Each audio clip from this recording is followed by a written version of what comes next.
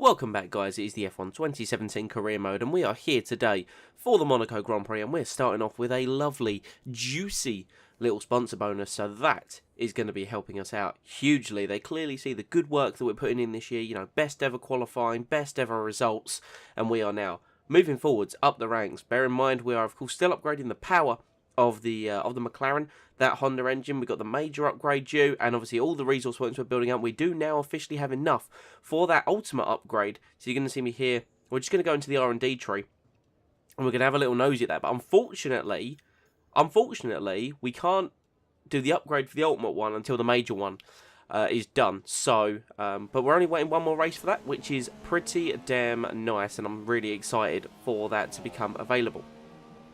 So the Monaco Grand Prix, the jewel in the crown of the Formula 1 calendar, as it is affectionately referred to by many. Of course, this car still, you know, it's getting there on power, but this is another track that's going to suit us a little bit better than some of the other circuits on the calendar, due to its less of a requirement on power and more on downforce and chassis. As we have a look at some of these lovely cinematic shots as we come through to the Nouvelle chicane at the harbour, I suppose you'd call it, the Monaco harbour, as we come through swimming pool. And here we go into qualifying as we get that DRS wide open, ultra soft tyres, as we now charge towards Saint-Devote, braking at just before 50 metres, cutting it nicely on the apex as we now charge up the hill towards Massenet, the left-hander, where we get boatloads of understeer. So we take it wide, slowly bring the car in, let it drift out, and then go back to the right for Casino Square, getting very close to the barrier, drive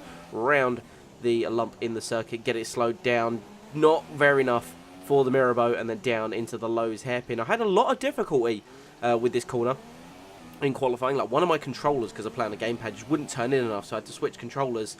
So I tried a few things. I don't know if it was a setup thing or whatever. But anyway, we now charge through Portier, and we're through the tunnel now, as we now come up towards that Nouvelle chicane. Once again, we're going to hit the brakes at the 100-metre board. Valtteri Bottas sets the fastest lap. There's a car pulled off, Danny Kvyat there, and he's actually going to block me into back. Hopefully he slows down as we throw the car in. No contact made, but that definitely caused me to hesitate into the back and not be able to carry the speed that I want to through the swimming pool there. Catch the curb, back end comes around as we come into Rascasse. Now, again, just small mistakes, came in far too hot. Hamilton with the fastest lap in 11.9. Get Anthony Nose completely wrong. It's been a scruffy, horrible lap so far. It's going to be in the 14s. No, it's in the 15s. It's a 15.6, and we're slower than one of the Salvers. That's a disappointing effort. We're currently down in 19th, so we're going to go again with 2 minutes left in the session. Here we go, much more aggressive. Don't cut as much into Saint-Devote, run it a bit wider. That means we were slower through the corner, but we get a better run up the hill, carry a bit more top speed into the Mirabeau once again, catching it, keeping it tighter, and we were better prepared. Still actually losing time through, so the first sector hasn't been as good this time around, but we're going to keep it a lot tighter in Mirabeau. Just here, we cut a little bit later. You can see we're half a second up, brushing the wall at back. That's how much we're pushing, and look how much time we've made as we go through the swimming pool. A lot better again, just brushing the barrier, losing a few fractions of a second there, trying to maximise every part of this track. But we're now 1.2 seconds up. Still get Anthony Nose wrong, unfortunately, but better than our first lap. DRS open, charging towards the line. Where is this lap gonna put us? It's only P14. So still a disappointing run, you know, as we come to the final bit of the session, and Fernando gets 7th place. So he is in prime position, because we know how hard it is to overtake around here, and he's in prime position for some championship points if he can stay there. We are down in 15th by the end of the session. But like I said last time out, we're going to be running an older engine, and we're doing the one stop. We are going to start on the super soft tyres, and we are going to run the ultra soft later in the race, and we're going to hope there that that's going to allow us. I mean, it's difficult in Monaco because of the difficulty overtaking. You're going to want to assume to go for the undercut, but what I don't want later in the race is my tyres wearing out and me like binning it into a barrier. You know, I'd much rather have the grippier tyres at the end of the race where it matters, because obviously I could just throw it into the barrier pushing too hard on the first lap, and then of course that's going to spell disaster, and we're going to get no points. Obviously starting down in 15th is going to make that difficult, but we're going to try and get the overcut to work today. I'm also just going to apologise if the next few commentaries don't sound too good. I have a lovely cold, very nasally, and some coughs that I might have to edit out of the audio. But so far, we're looking okay, because I've got three commentaries to do today, as we're now on the grid for the Monaco Grand Prix. Here we go, 5 lights. Lights are out and away we go for the Monaco Grand Prix. It's an okay start. Everyone gets a better one on the Ultrasoft. Hulkenberg's had a poor one. We're going to send it down the inside. Be very careful. Cars are everywhere. Magnussen sideways. Yellow flags immediately. We've hit Sainz. We're going racing. Sainz has pulled ahead of us there. Obviously, we couldn't try and pull ahead under the yellow flag, as we've already moved up into 12th place as we come through Massenet and Casino Square for the first time. So we're up into 12th. We've got a couple of positions. Let's see if we can gain any more on this first lap while everyone's treading a bit carefully, driving the car with race fuel for the first time today, obviously getting everything warmed up. Alonso down to 8th already, unfortunately, as we come through the lows hairpin. Try and do what we can on Sainz mounting the curb, but unfortunately not able to get past him. Just got to follow nice and tightly through Portier on the power up into Rich Mix, but we couldn't do anything into the tunnel. Here's a replay of the start. We're going to try and see what happened from the front there. So you've got Hamilton and Vettel charging towards turn 1. Alonso in the mix. Here is us now going up towards turn 1. It looks as if Magnussen got caught by his teammate, and there's a Renault and a Force India straight into the barrier immediately. And look at that shot as the cars charge up towards Massenet. That's a lovely shot there. I do love that camera angle. But we cut to the end now of lap 2, beginning of lap 3. DRS is now active. You can see we're kind of hanging on to the back of Sainz. We're not doing too well with it, unfortunately, though, because we're running, obviously, a lot of downforce, being Monaco, and we're just not getting the punch out of Portier to go into the tunnel. And as we come round, and we got the cars are slowing down. What the hell was happening? Alonso, Bottas is facing the wrong way. Ricciardo has stalled it. We're not in the line of cars, so I'm sort of creeping forward. There is a yellow flag, but we sort of drive past the incident, and I think the stewards are going to allow that just due to the... I don't know what that was. It was almost like everyone was parking up as if, yep, we're going to park here and go to the casino here. So we've elevated ourselves up to 7th place. There's still a yellow flag showing in the area. I have no idea what's happened for Bottas to go round like that, but it's caused a monumental pile-up. Hopefully we're going to get a little look at that. Here we go on board with our teammate. This is Alonso here as he comes through Massenet into Casino Square. Yellow flag already showing. He's round. Alonso's binned it straight into the barrier, and he's just been shunted from behind multiple times. Danny Rick goes past. Bottas reverses. There's us going through, trying not to have an accident. Can we find out what happened to Bottas? Here we go. He's coming up the hill. Sort of losing ground to the leaders, but he's got a big enough gap to the Red Bull. He's flung it in. He's got a lot of oversteer, and he's caught the bump. It's unsettled the car, and he's dropped it, hit the barrier, damaged his front wing. He's reversed. Danny Rick's hit the back of him, and then obviously in comes Alonso to hit the wall, and everyone's just shunted into the back of Alonso's McLaren. So Danny Rick goes past. There's Bottas reversing. There's myself and Felipe Massa sort of just crawling through, and Alonso hits Bottas again. There's so much damage to that Mercedes and probably that McLaren as well.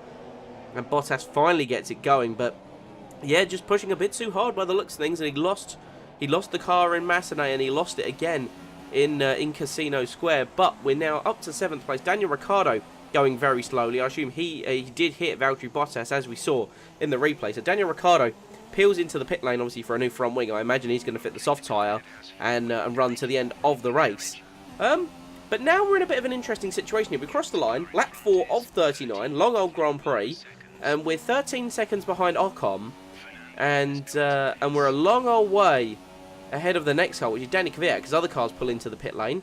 So Kvyat's going to cross the line 12 seconds. So we're in the middle of a 25-second sandwich between Ocon and Kvyat. No one's really around us. So it's just really now... I mean, we're up in the points fantastically, but it's just a matter of us pushing on and doing the best job that we can, because, I mean, obviously all the cars around us are on Ultrasoft, so they're going to be doing better. Look at this lovely helicopter shot there of the swimming pool section as we just sort of push on. Like I say, just doing lap after lap after lap, trying to set personal bests, keep pushing, and obviously we'll need to see where we filter out. But now, unfortunately, it's just a waiting game until the pit stop phases, because, I mean, like, we haven't got anyone to attack, we haven't got anyone to defend against. Verstappen comes out after his first pit stop, after only 10 laps, so he must be doing a 2-stop as he's fit the Ultrasoft tyre once again. So he comes out ahead of us, so that goes to show the gap. Kvyat has been pulling it down over sort of the past 8 laps or so. He's now only 6 seconds behind us. Like I say, I'm going to attribute that to the Ultrasoft tyre. And again, I was trying to go as fast as possible, but when we're at the point here in 6th place this early on in the race with a comfortable cushion, there was no need to go too hard, push too hard, because I don't want to throw the car into the barrier and throw away what's going to be, let's be realistic here, some very comfortable points. So we then cut on to lap 16 as we come through Rascasse and into Anthony Nogues. There's Ocon, he's in the pits, as Jeff has just reliably informed us. So that's going to be us up into 5th place. Verstappen has, of course, pulled ahead. He's now got 7.5 seconds on us because he is on that ultra soft and we both have one stop left to go in this race. Ocon's probably going to finish ahead of us because I'd say that's his one and only pit stop of the afternoon. There's a big old train of cars looking at the mini-map there, going through the Nouvelle chicane. That's probably all the cars that pit at the start of the race after that Valtteri Bottas incident there. So lap 23, like I say, we've just been going on. Tyres are wearing out, so we're going to come in for our one and only pit stop of the afternoon. Danny Kvyat, who was of course behind us closing in, pit 6 laps ago for his super soft, so he's of course going to have had an undercut on me. Same tyre, but his are going to be a hell of a lot fresher. So we'll sort of see where we come out in relation to Danny Kvyat as we now trundle down the Monaco pit lane, very slow. We don't, of course, want to make any mistakes. And here comes a car down the pit straight. Is it Danny Kvyat? Yes, it is. So Kvyat has pulled ahead of us there, getting that undercut.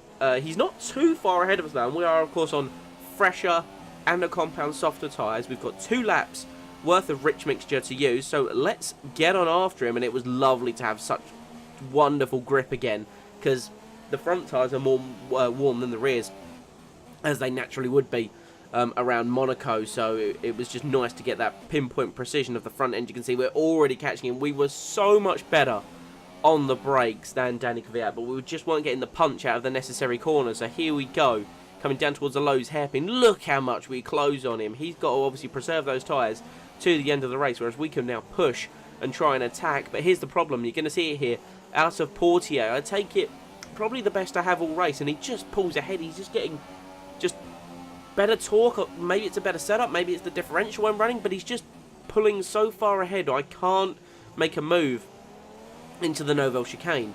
And obviously with it being Monaco, all we can try and do is get as close as possible. We come through the final sector. This is going to be my other opportunity to overtake him. It's either going to be Saint-Devote, the Nouvelle chicane, or into Rascasse. And obviously the easiest place would be the Nouvelle chicane if I can get close enough.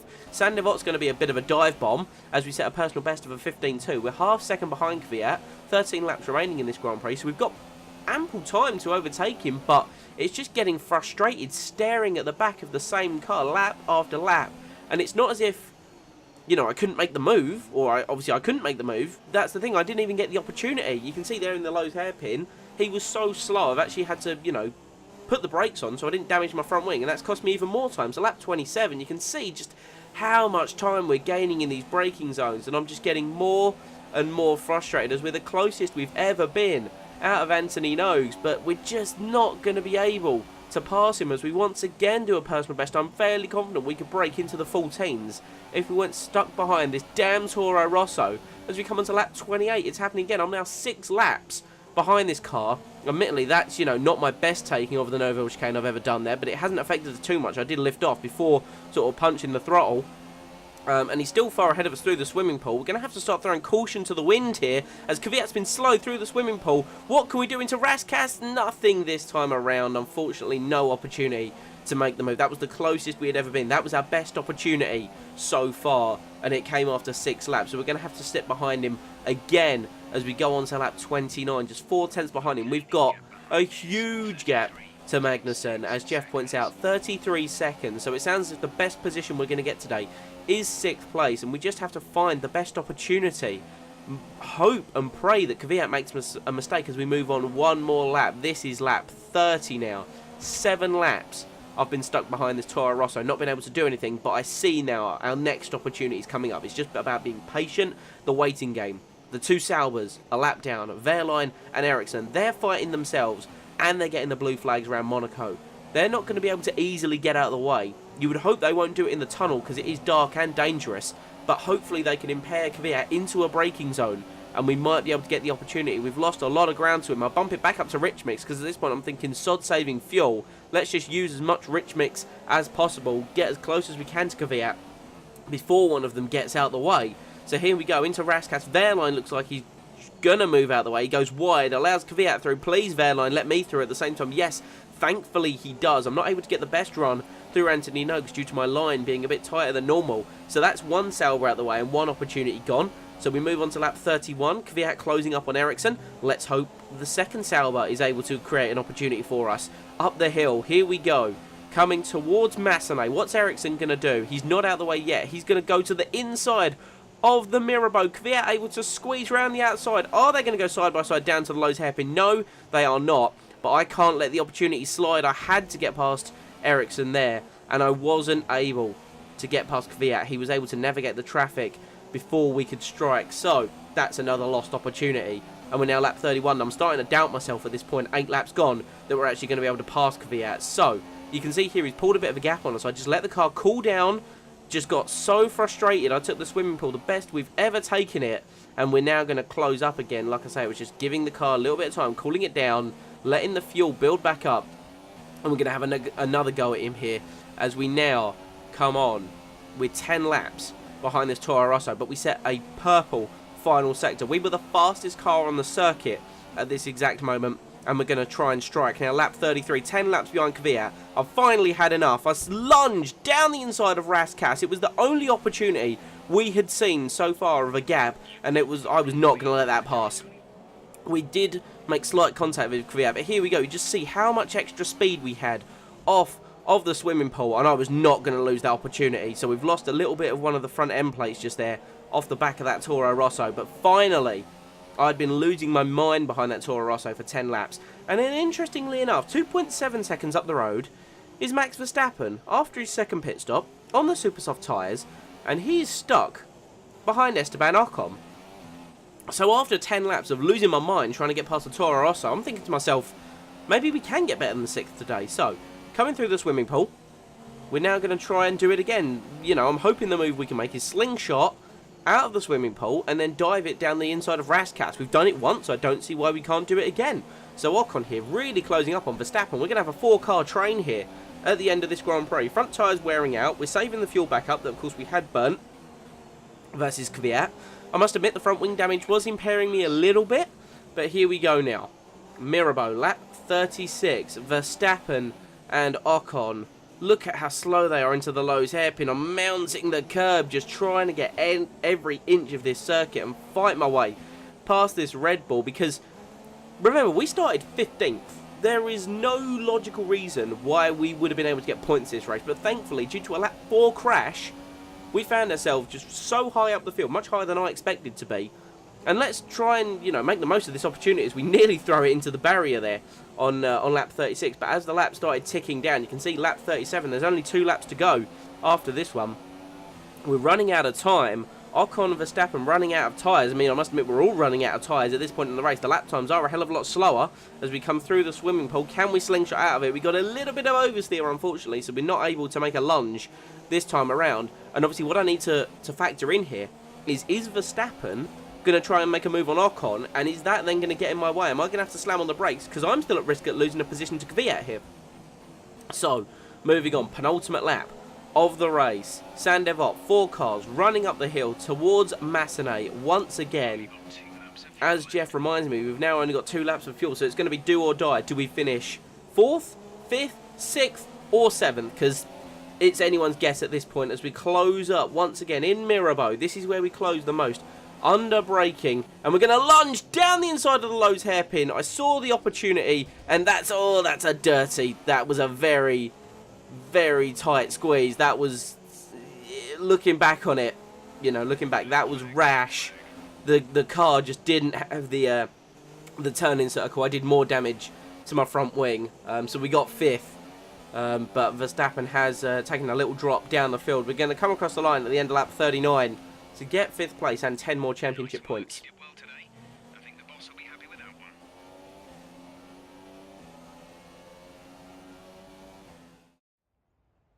So there we go, there's the end of the Monaco Grand Prix. Hamilton wins from Sebastian Vettel. Kimi Räikkönen came home 3rd. Esteban Ocon did manage 4th. And we came home in 5th. We were the final car on the lead lap. You see Verstappen only dropped down to 7th in the end, so he didn't lose too much. He did also make a 3rd pit stop, so he probably repaired his front wing. And obviously, as we know, there was just a huge gap back to Magnussen just there. Stroll and Palmer, who started last, rounding out the points. So good job, Jolyon. Obviously, Fernando dropped back down due to his early pit stop. Where did Bottas finish in the end? I can't even remember. I hope that I'm going to show it down here. Did Bottas even make it to the end of the Grand Prix? As Grosjean 17th, Bottas down in 18th. There we go. So, that was the Monaco Grand Prix. We got ourselves 5th place. We had just the most frustrating time behind Danny Kvyat. If you remember, like if anyone watched F1 back in 2001, David Coulthard, who was in the McLaren, the second fastest car on the grid at the time, was stuck behind one of the Arrows, who was just a backmarker team for over 40 laps. And I was starting to get tunnel vision at just the lack of opportunity that I was able to have to get past him. And it was, yeah, it was driving me mad. But we got past him, and then we had that move that we made against Verstappen, which, looking back, it probably wasn't the best move, but we've all seen someone make an audacious dive into the Lowe's hairpin, so I want to add my name to that legacy. But like I said, that's been the Monaco Grand Prix. I hope you have enjoyed. Thank you very much for watching.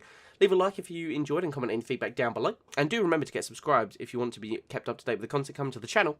And I will see you all next time.